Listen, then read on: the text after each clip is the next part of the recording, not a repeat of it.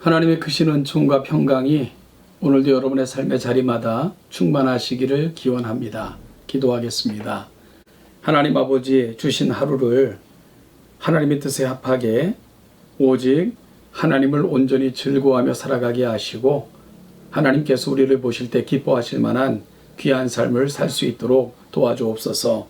약하고 또 어리석은 저희들입니다.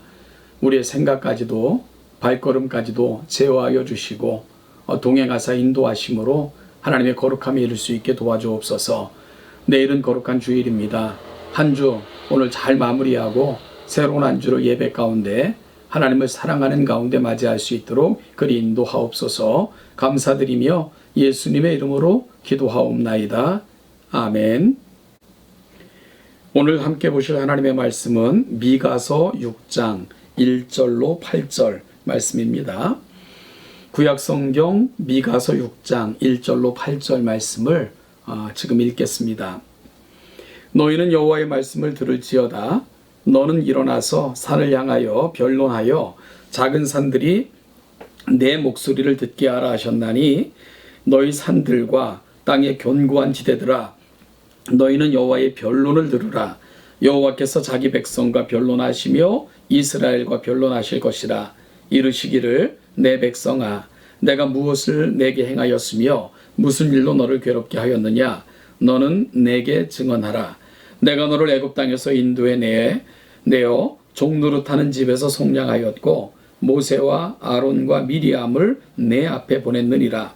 내 백성아 너는 모압 왕 발락이 꾀한 것과 부올의 아들 발람이 그에게 대답한 것을 기억하며 시딤에서부터 길갈까지를 기억하라. 그리하면 나 여호와가 공의롭게 행할 일을 알리라 하실 것이니라.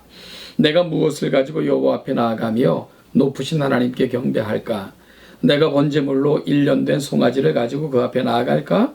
여호와께서 천천의 순양이나 만만의 강물 같은 기름을 기뻐하실까? 내 허물을 위하여 내 맏아들을 내 영혼의 죄로 말미암아 내 몸의 열매를 드릴까? 사람아 주께서 선한 것이 무엇임을 내게 보이셨나니 여호와께서 내게 구하시는 것은 오직 정의를 행하며 인자를 사랑하며 겸손하게 내 하나님과 함께 행하는 것이 아니냐? 아멘. 미가서가 쓰여진 시기, 특별히 미가 선지자가 활동했던 시기는 기원전 8세기입니다. 그래서 8세기에 활동했던 선지자들을 8세기 선지자들이라고 부르는데요. 이사야, 아모스와 같은 선지자들과 함께 활동했던 선지자입니다.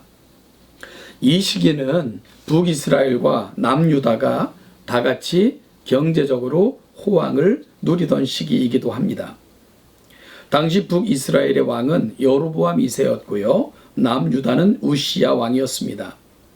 이 시기는 엄청난 경제적인 번영과 발전이 잠깐 동안이지만 지속되고 있었고요.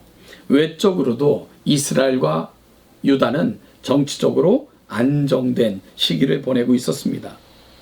그런데 영적으로는 깊은 잠에 빠져있던 때였습니다. 내적인 부패가 서서히 나라를 멸망의 길로 이끌고 있었습니다. 부자들은 가난한 자를 착취하여 점점 더 부자가 되었고요.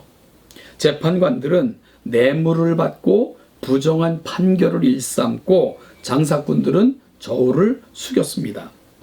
종교는 육체적인 풍요로움 속에서 하나님을 버리고 쾌락의 우상을 숭배하는 길로 택하였습니다.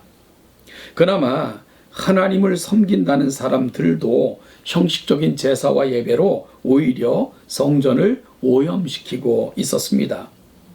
마음속에는 엉뚱한 생각에 사로잡혀 있으면서도 손에는 하나님께 드릴 예물을 들고 있었습니다. 이런 백성들을 향하여 하나님께서는 부지런히 선지자들을 보내셔서 그들을 돌이키시고자 끊임없이 말씀하셨습니다.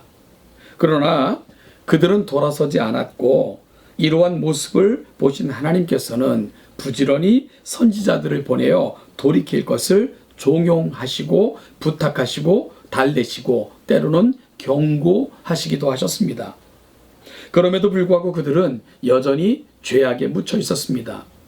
드디어 하나님께서 이스라엘 즉 성도들을 상대로 기소하셨습니다. 하나님이 재판관이 되시고 미가 선지자가 마치 검사처럼 하나님을 대신하여 원고가 되었습니다. 피고석에는 이스라엘이 소환이 되었습니다.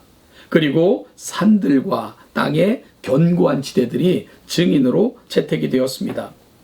먼저 하나님께서 변론하셨습니다. 내 백성아, 내가 무엇을 네게 행하였으며 무슨 일로 너를 괴롭게 하였느냐? 너는 내게 증언하라. 미가서 6장 3절부터 5절을 통해서 하나님께서는 내 백성을 향하여 내 백성을 소환하여 기소하고 계신 거죠. 그러면서 하나님께서는 당신이 행하신 일을 이렇게 설명하셨습니다. 내가 너를 애굽 땅에서 내어 종노릇하는 집에서 속량하였고 모세와 아론과 미디암을 네 앞에 보냈느니라. 내 백성아, 너는 모압 왕 발락이 꾀한 것과 부울의 아들 발람이 그에게 대답한 것을 기억하며 시딤에서부터 길갈까지의 일을 기억하라. 그리하면 나 여호와가 공의롭게 행한 일을 알리라. 여러분, 하나님의 변론의 내용이 무엇입니까? 하나님의 답답함이 느껴집니다. 하나님께서는 이스라엘 백성들을 향하여 그들을 괴롭게 한 일이나 불의하게 행한 일이 있으면 말해보라고 말씀하십니다. 하나님께서 온전히 행하신 일은 오직 그들을 애굽에서 구원하신 일과 그들이 끊임없이 배반하고 불의한 길에 섰을 때에도 결코 그들을 버리거나 해하지 아니하셨음을 항변하셨습니다. 이러한 하나님의 항변에 대해 백성들의 대답은 무엇이었습니까? 6절 7절입니다. 내가 무엇을 가지고 여호와 앞에 나아가며 높으신 하나님께 경배할까? 내가 번제물로 1년 된 송아지를 가지고 그 앞에 나아갈까? 여호와께서 천천의 순양이나 만만의 강물 같은 기름을 기뻐하실까? 내 허물을 위하여 내 맏아들을 내 영혼의 죄로 말미암아 내 몸의 열매를 드릴까? 이스라엘은 자신의 죄에 대해서나 하나님이 제시한 증거들에 대해서는 아무런 이의를 제기하지 못했습니다. 단지 내가 무엇을 해야 만족하시겠습니까? 라고 물었을 뿐입니다. 마치요, 피고인의 진술은 재물이 적은가요? 더 많은 재물을 더 많은 재물을 원하세요? 아니면 내 맏아들이라도 삶아서 드린다면 하나님 만족하시겠어요? 그러면 내 본심을 이해하시겠어요? 라고 항변하고 있는 것이 당시 이스라엘 백성들의 모습이었습니다. 그들은 마치 책임과 직무를 다했는데 우리에게 왜 이러세요? 하고 하나님께 따지듯 이런 말을 하고 있는 것입니다. 어찌 보면 6절, 7절에 기록된 재물의 목록은 당시의 최고의 재물입니다. 여러분, 하나님께서는 이 재물들로 만족하지 못하시는 것처럼, 그래서 더한 것을 요구하시는 것처럼 이스라엘 백성들은 항변하고 있었던 것입니다. 이스라엘은 자신들의 잘못을, 그리고 하나님이 정말 무엇을 기대하시는가를 전혀 이해하지 못했던 거죠. 여러분, 하나님께서는 자신에게 바쳐지는 물질의 양을 저울질 하시는 분이 아닙니다. 뭔가 덜 들여서 서운해하시는 분이 분명 아닙니다.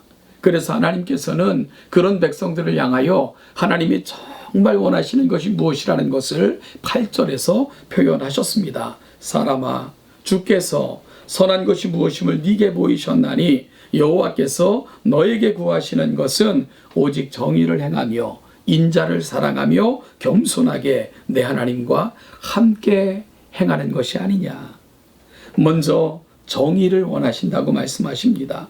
열정적인 예배, 거룩한 경건의식, 말씀과 기도생활 등등 아무리 많은 종교적인 행위를 행한다 할지라도 정의를 행하지 않는다면 쓸모없다라고 말씀하시는 것입니다.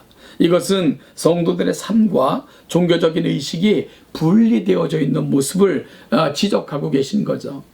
여러분, 평소에는 하나님과 상관없는 불법과 불의를 밥 먹듯 저지르면서도 마치 재판관들은 재판을 굽게 하고 뇌물을 먹고요.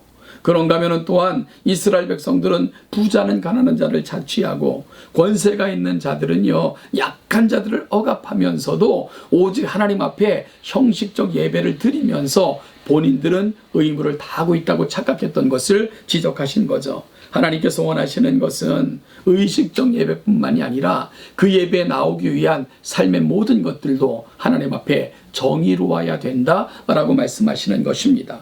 둘째는요, 인자를 사랑하라고 하십니다. 사람을 자기의 목적과 유익의 수단이나 방법으로 여기지 않고 인간에 대한 진정한 존중과 사랑을 요구하십니다.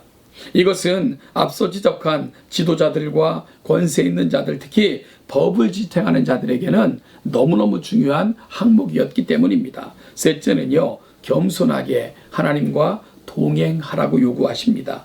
겸손은 하나님과의 관계에 있어서 필연적인 것이며 신앙의 핵심을 이루는 것입니다. 나는 하나님 앞에 있습니다. 신존의식. 그러므로 하나님 앞에 산다는 코람데오, 이런 것들이 정말 하나님과 동행하게 만드는 신앙인의 가장 중요한 마음의 자세이고 고백일 것입니다. 이 세 가지가 성도를 향하신 하나님의 마음입니다. 사랑하는 여러분, 어느 시대에나 하나님의 백성들이 따라야 할 생활의 법은 오늘 이 부분이 아닐까 생각을 하게 됩니다.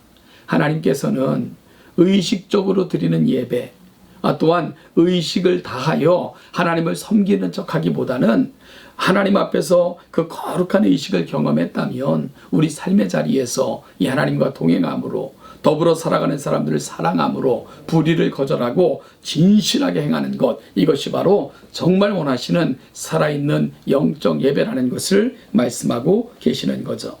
사랑하는 동천교회 성도 여러분, 하나님을 근심되게 하는 인생, 너무 답답하셔서 사람에게는 하소연하지 못하시고 하늘과 땅을 향하여 그 마음을 드러낼 수밖에 없었던 하나님의 마음, 오늘 본문은 그 안타까운 하나님의 마음이 느껴지는 본문입니다. 오늘 우리는 하나님의 마음을 어떻게 만들어가고 있는 자들인가요?